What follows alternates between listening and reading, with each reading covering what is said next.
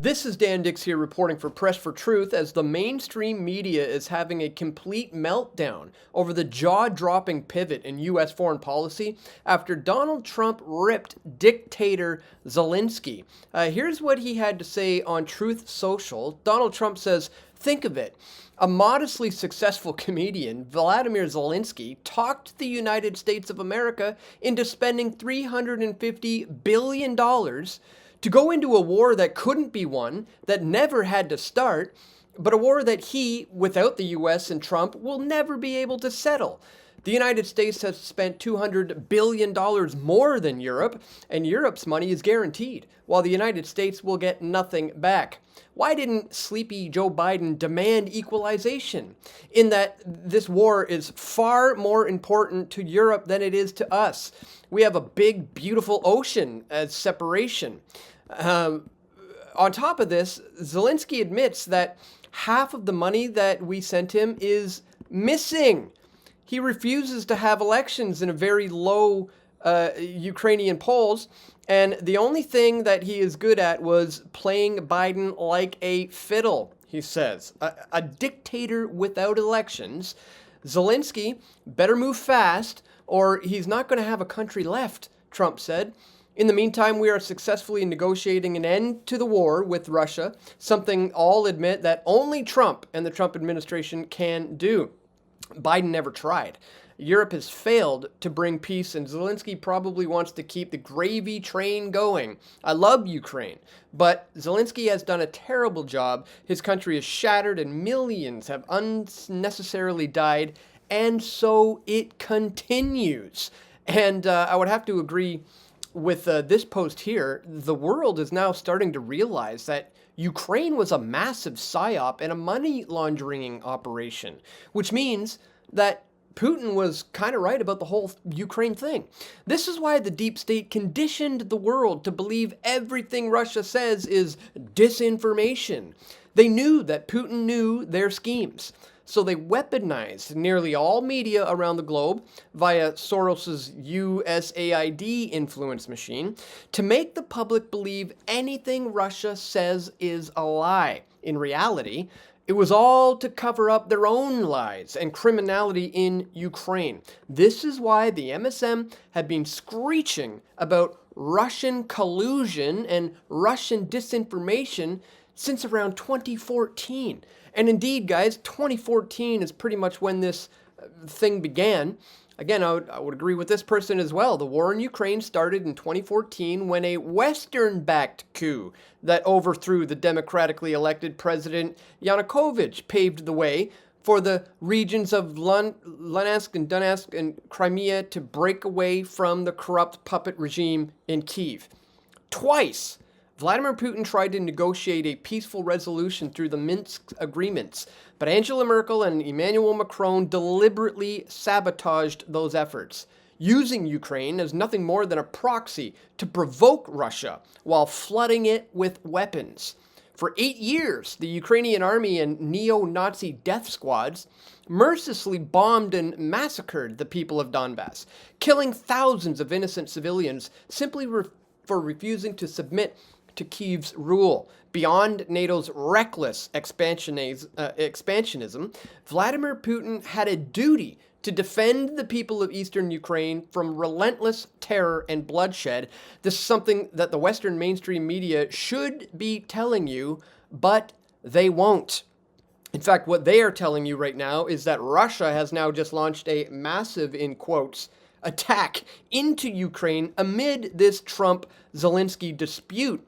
You know, showing footage like this, but you absolutely cannot trust the MSM in any of this. You should have been listening to the alternative media who has been explaining the truth of the matter from the beginning, like myself here at Press for Truth, who back in 2014 put out this video, The Truth About Russia and NATO. And in this piece, I broke it all down for you, why there is no national security risk from Russia and why Ukraine is not a place that's worth going to war over. And then I followed that up in 2016 with the myth about Russian aggression.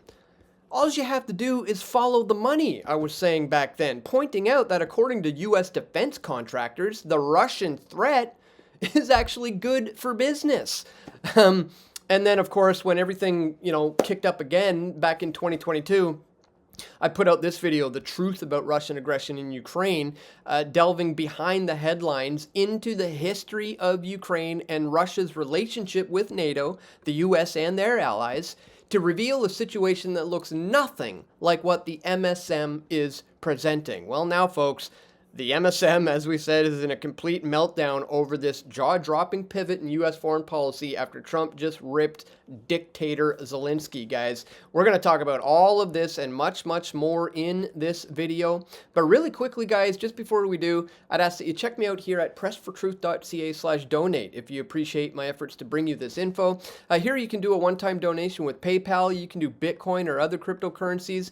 You can sign up here or here for a monthly recurring contribution. You can send an e-transfer to dan@pressfortruth.ca, or you can send stuff to my P.O. box. Links for all of this is located in the description below. Thank you so much to everybody who takes 1 minute today to contribute to my efforts here at Press for Truth.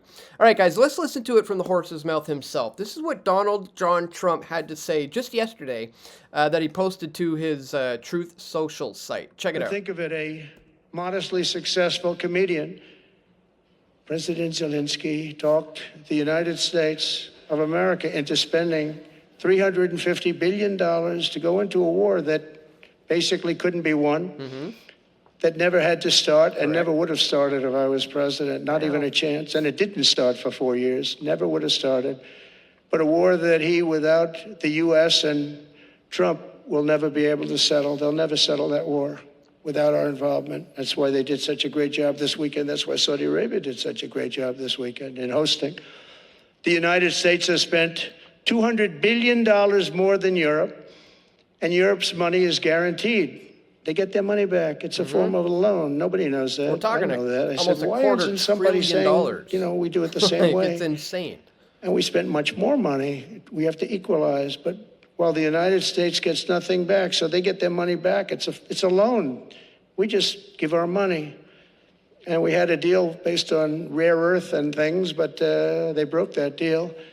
But they broke it 2 days ago. We had a deal because I said, we're spending $350 billion and Europe gets their money back in the form of a loan and we don't. We're just giving the money hand over fist. That's the Biden administration for you. But they're no longer dealing with the same United States as they were dealing with a few months ago. Why didn't crooked Joe Biden demand equalization, and that this war is far more important to Europe than it is to us, and that there's a very big, beautiful ocean, a separation? This is, we're helping Europe. We're trying to help Europe.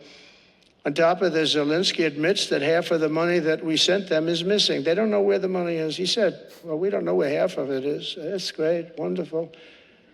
He refuses to have elections, is low in the real Ukrainian polls. I mean, how can you be high with every city is being demolished?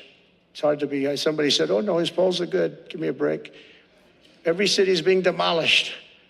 They look like a demolition site, every single one of them. And the only thing he was really good at was playing Joe Biden like a fiddle. He played him like a fiddle. That's an expression we use, Yasser, to say that he's pretty easy. A dictator without elections. Boom, there it Zelensky is. better move fast or he's not going to have a country left. Got to move fast because that war is going in the wrong direction. In the meantime, we're successfully negotiating an end to the war with Russia, something I'll admit that only Trump is going to be able to do in the Trump administration. We're going to be able to do it. I think Putin even admitted that. Biden never tried. Europe has failed to bring peace, and Zelensky probably wants to keep the gravy train going. I don't know what's the problem, but he hasn't been able. He's very upset that he wasn't invited. He could have come if he wanted to, but that he wasn't invited to Saudi Arabia. But he's been working for 3 years. There's never been even meetings or phone calls to stop this war. It's a horrible thing. I figure Russia's lost 900,000 soldiers. I think that Ukraine's lost probably 700,000. And it's a terrible thing. You'll see bodies and body parts all over the field, all over. We see them very accurately through satellites. I love Ukraine, but Zelensky has done a terrible job. His country is shattered, and millions of people have unnecessarily died. And you can't bring a war to an end if you don't talk to both sides. You got to talk. They haven't been talking for 3 years. So we hope to see a ceasefire soon and to reestablish stability in Europe and the Middle East. So, I mean, things are escalating incredibly quickly, guys. When you have the president of the United States calling Zelensky a flat-out dictator, just saying that he's basically just, running a grifting operation, that's pretty major. But again, I'm glad they're starting to catch up with the times. I mean, I want to play you this short clip from 2016 where I pretty much laid all of this out in this video, showing you how, according to U.S. defense contractors, this whole Russian threat idea is what's actually good for business. And here I broke down the propaganda that seeks to set the stage for World War III. Again, this is back in 2016. Just listen to this. The U.S. military-industrial complex is applying the very same methods to Europe that they apply to all of the Middle East, which is problem, reaction, solution. They invade a country and create chaos, and then sell military gear to that country's corrupt politician in order to protect them from chaos. Guys, this is a racket that makes the mafia look like a children's birthday party. And any attempt to stand up to this corrupt practice is met with warfare, minus the selling of arms, of course. So basically, just let us bomb you and then sell you weapons, or else we're going to bomb you. And this is what happened with Ukraine. There was no Russian aggression here. The U.S. toppled a democratically elected government and replaced it with a pro-U.S. puppet. And when the people of Crimea said no to the coup and voted to rejoin Russia, Russia was the ones who were cast as the aggressor and who invaded Ukraine and supposedly rigged the election. Guys, it's madness. And unsurprisingly, to combat this so-called Russian threat, NATO has gotten a huge boost in spending and military equipment. But you got to ask yourself, who benefits here? Key bono is always the question, and of course the answer is U.S. defense contractors. Poland right now is buying military helicopters from Raytheon, and Estonia is buying missiles. So clearly it's NATO, not Russia, that's building up these arms and threatening world peace. It's the U.S. defense companies who are lobbying and funding media propaganda that make Russia appear as the enemy here. And of course, any politician who wants to try to have any kind of dialogue with the Russians is now demonized and considered outside of the realm of rational opinion. Putin's basically being compared to Hitler or Stalin now. And this is madness, folks. If people don't wake up and realize that NATO actually stands for the North American Terrorist Organization, then we could be on the brink of World War III. So again, that was back in 2016, trying to get you to follow the money to understand that the Russians are not the aggressors here. And I tried to reiterate that in this one as well. I'll maybe briefly play a clip of this one as well to just catch you up on my expose on this, where I delved into the history of Ukraine, Russia's relationship with NATO and the US and their allies, to reveal this situation that actually looks nothing like what the MSM is presenting. Check it out. Well, in order to understand the media manipulation that's happening today, we must first look at Ukraine and how the media has already manipulated its history in regards to its relationship with Russia. Back in 1990, the Soviet Union agreed to let East Germany escape Soviet control. And the agreement was that NATO would not push east into the former Soviet satellites. The agreement was that there would always be a buffer zone between the West and Russia. Well, despite agreeing to this exchange, the US and NATO broke their pledge almost immediately. And NATO is now in Eastern Europe, the Baltic states, the Caucasus, and Central Asia. And the US-led alliance has literally been creeping up against Russia's border all this time. US anti-missile systems are in Poland, and new US bases have been set up in Bulgaria and Romania and Central Asia.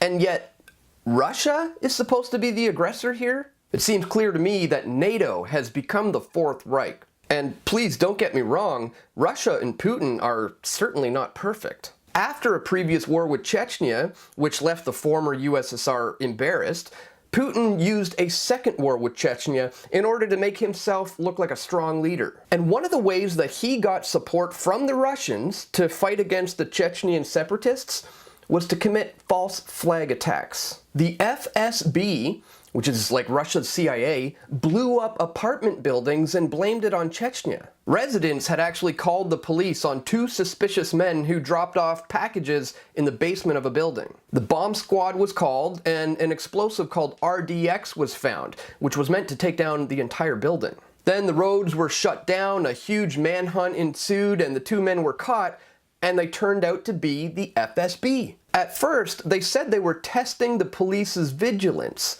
but then later it came out that this was just a training exercise. So we can see the parallels between Western leaders and Putin because both of them use false flag attacks to increase their power. The CIA and the FSB seem to be governments unto themselves. So Putin is certainly no angel, but if you get all your information solely from the mainstream media, you will believe that Putin is the devil, the US is God, and intervention is absolutely necessary, of course, all under the guise of a humanitarian mission. This, of course, is not true, but if we were to entertain this idea, why should Canada intervene? What is it about Putin's leadership that interferes with the daily lives of Canadians? The answer is, it doesn't. The fact is, NATO is not equipped to go to war over Ukraine, and the Russians have home turf advantage. And no one in Europe, aside from maybe a few Ukrainian nationalists, want a war with Russia.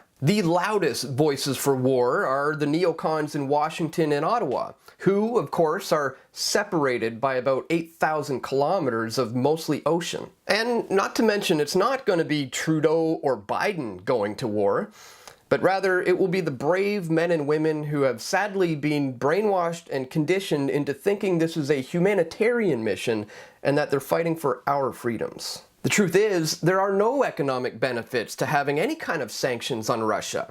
In fact, all this does is it hurts Canadian exporters and it targets individual Russian citizens. There is no national security risk from Russia. Ukraine is just simply not a place that's worth going to war over right now. What if Ukraine could just exercise self-determination? Can you imagine that?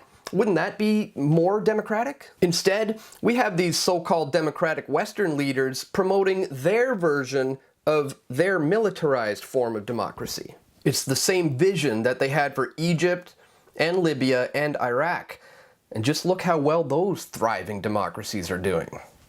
The fact is, the US and NATO took an internal Ukrainian conflict, and by intervening on the side of anti-Russian Ukrainians, they made a mountain out of a molehill. And they've also incited what could potentially become a nuclear showdown between the West and Russia. But just like any wounded animal who's backed into a corner, the Russian bear can be vicious. We have to remember that Russia is a nuclear powerhouse, and the globalist infiltration of China isn't exactly rock solid. There is a power dynamic between the West and the East, and our Western leaders have been on top for so long that they're now getting cocky and dangerous. And of course, my friends, while the true power lies within the banking dynasty, who has funded and armed both sides of this conflict, there's no money to be made and no power vacuums to be filled without conflict. The global elite now depend on the West hating Russians and the Russians hating the West. So as Canadians or Americans or wherever you reside, unless the individual masses make their voices heard, that we will not put up with these wars of aggression, we are just going to simply sit on the sidelines and be a part of the problem. Well, folks, I'm glad to say we're not sitting on the sidelines anymore. Again, I want to reiterate this one. The world is starting to realize that Ukraine was a massive psyop and money laundering operation, which means Putin was kind of right about the whole Ukraine thing. This is why the deep state conditioned the world to believe everything that Russia says is disinformation. They knew that Putin knew their schemes, so they weaponized nearly all the media around the globe via Soros's USAID influence machine to make the public believe anything Russia says is a lie. In reality, it was all to cover up their own lies and criminality in Ukraine. This is why the MSM have been screeching about Russian collusion and Russian disinformation since 2014. The deep state knew that Putin knew, so they weaponized the media against him the same way they did Trump. You just lived through the most advanced information and propaganda war in human history.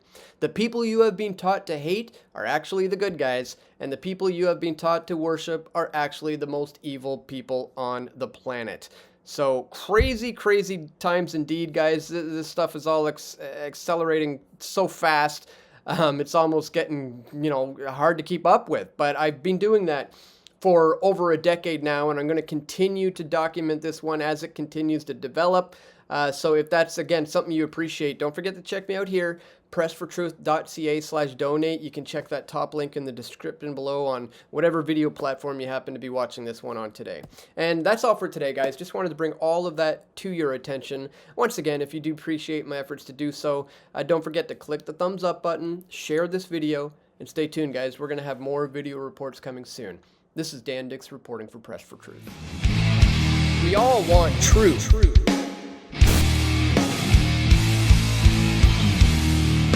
The truth will set you free.